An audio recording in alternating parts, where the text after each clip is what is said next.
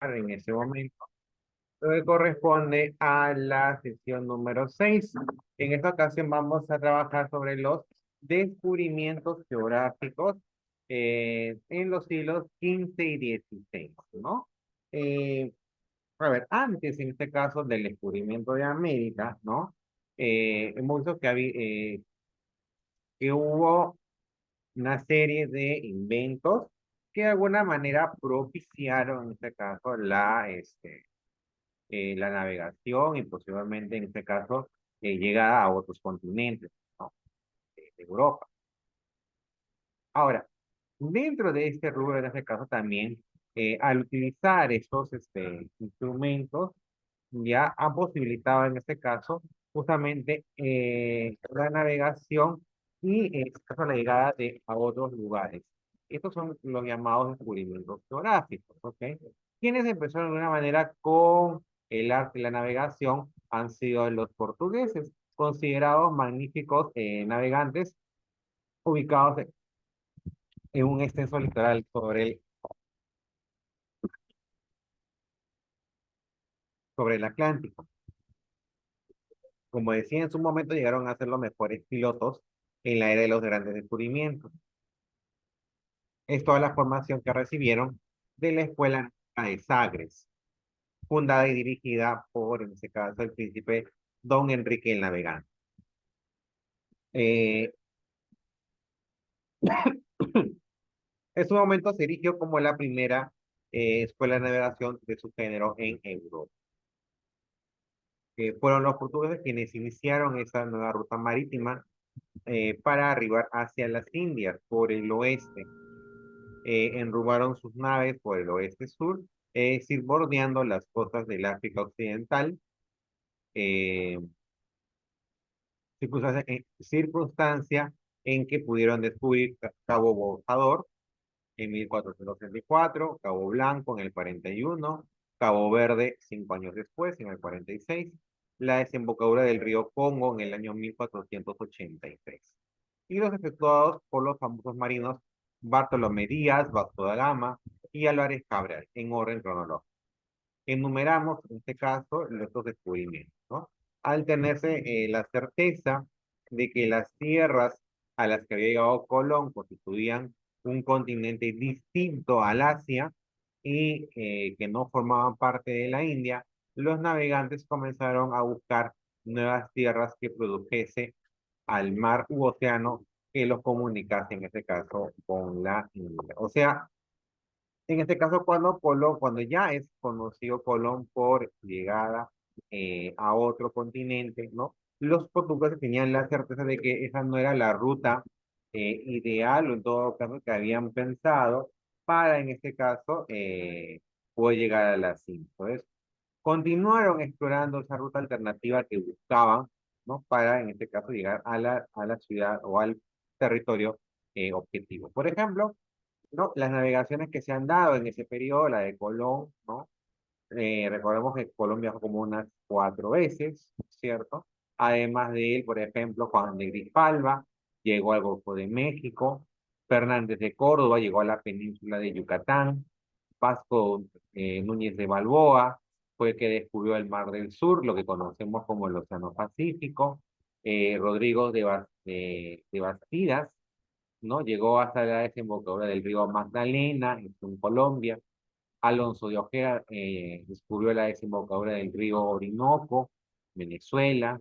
Vicente Yáñez Pinzón descubrió la desembocadura del río Amazonas, ¿no? En este caso, por el sector de Brasil. Pedro Álvarez de Cabral, en este caso, descubrió en el año 1500 las costas del Brasil.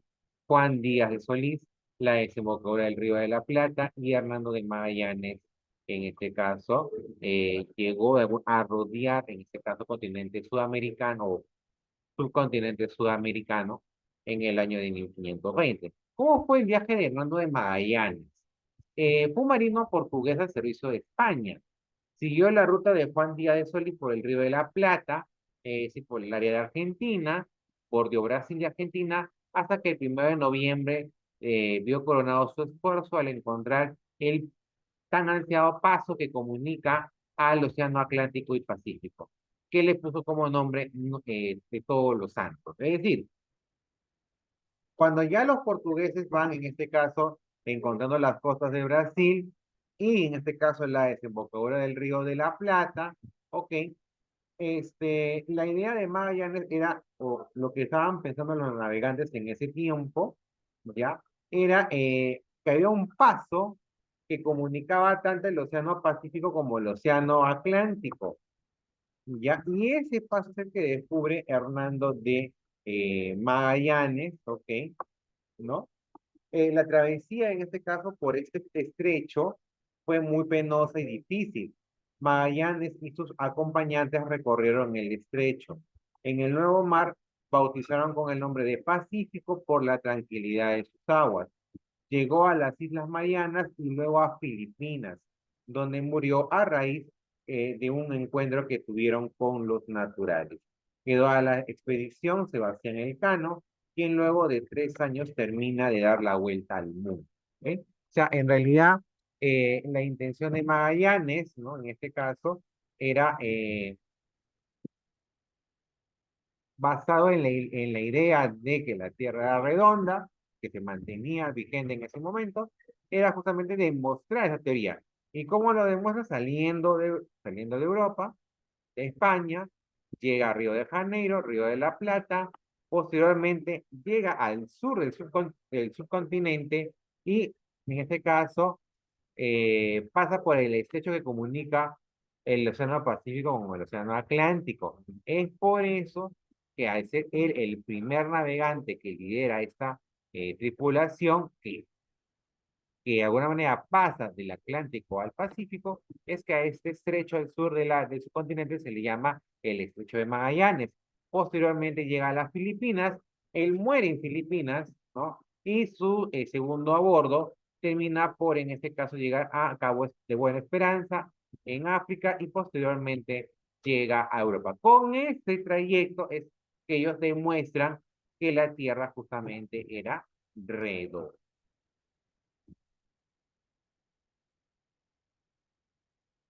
Ahora, otros capítulos posteriores a los descubrimientos geográficos es, por ejemplo, la fundación de Panamá, ya, poquito, ya retrocedemos un poquito en el tiempo, ¿ok?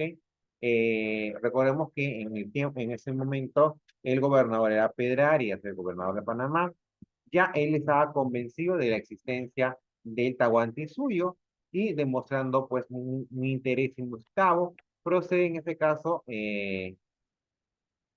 a fundar a orillas del Océano Pacífico la llamada Ciudad de Panamá, ciudad de estratégica ubicación que se convirtió en la sede de gobierno y a su vez el punto de partida a las expediciones que años después culminarían con el descubrimiento del Tahuantinsuyo.